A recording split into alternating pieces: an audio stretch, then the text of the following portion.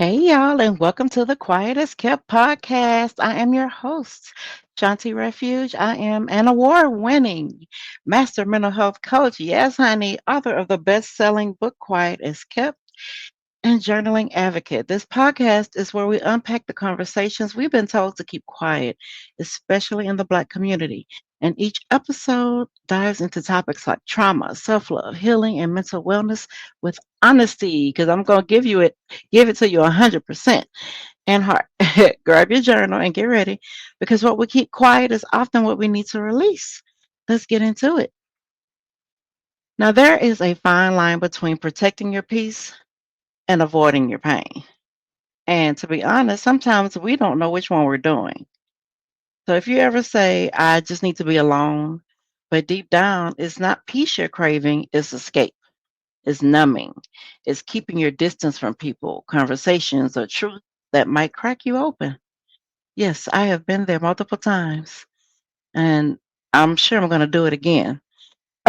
So after my breakdown in 2018, I remember saying, I'm just focusing on myself right now. And the truth was, I built a whole fortress around my pain. I wasn't letting anybody in, not even the people who could have helped me, because healing felt too messy. And baby, it is. Too loud, it is. Too vulnerable, it is. And I convinced myself that quiet equaled healed. But baby, silence isn't always sacred. Sometimes it's just hiding. And that's exactly what I was doing. So I'm sure some of y'all are doing the same thing. So let me let me tell you the difference between isolation and restorative solitude. So let me break it down. Restorative solitude is when you're intentionally creating space to reflect, recharge, and reconnect with yourself. It feels safe and empowering. Emotional isolation is when you're pulling away out of fear, shame, or the belief that nobody will understand you. And that kind of isolation leads to increased anxiety, depression, and disconnection.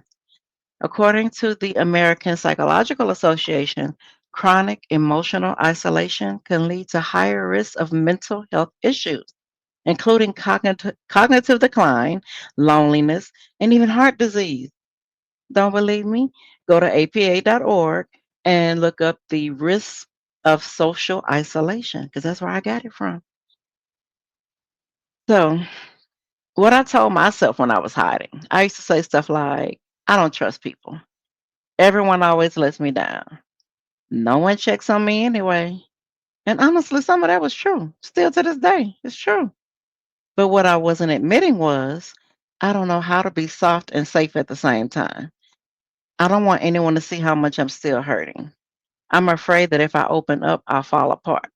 And what I really needed was not distance, it was safety, emotional safety.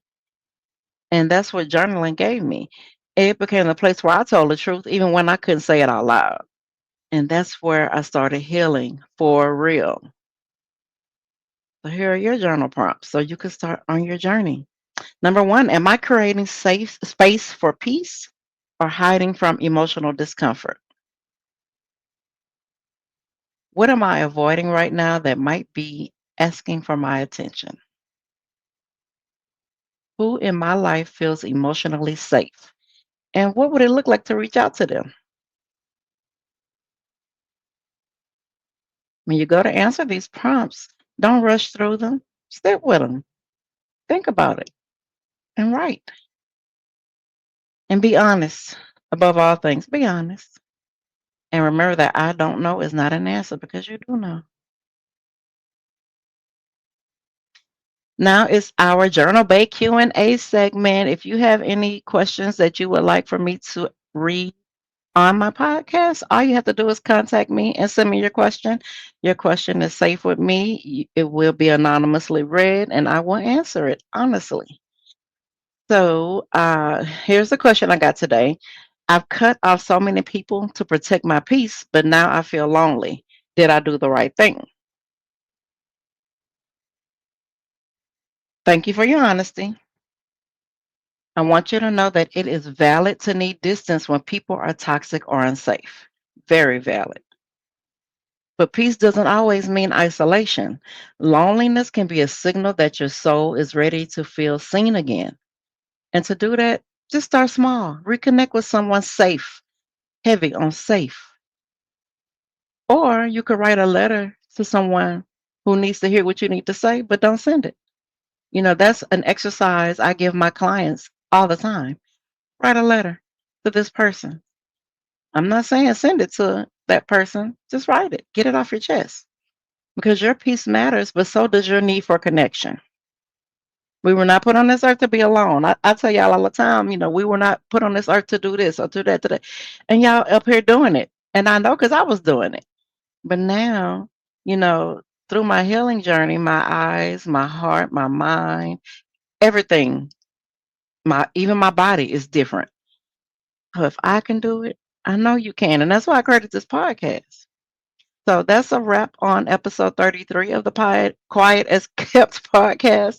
If you're wondering whether you're healing or hiding, let this be your investigation to get curious and not criticize or judge yourself. Go to my website, ShawntiRefuge.com, for tools, guided journals, and support that help you to get honest with yourself in a gentle way. And if you found clarity today, don't keep it quiet. Share this episode and tag me. You never know who needs to hear this too, because you are not alone. Although when we go through these trials and tribulations, life be lifing, the devil be deviling, you are not alone, even though it feels that way. There are millions of people out there going through the same thing as you, and there's healing in community. Remember that. You don't have to do this by yourself. Until next time, protect your peace and stay grounded in your truth.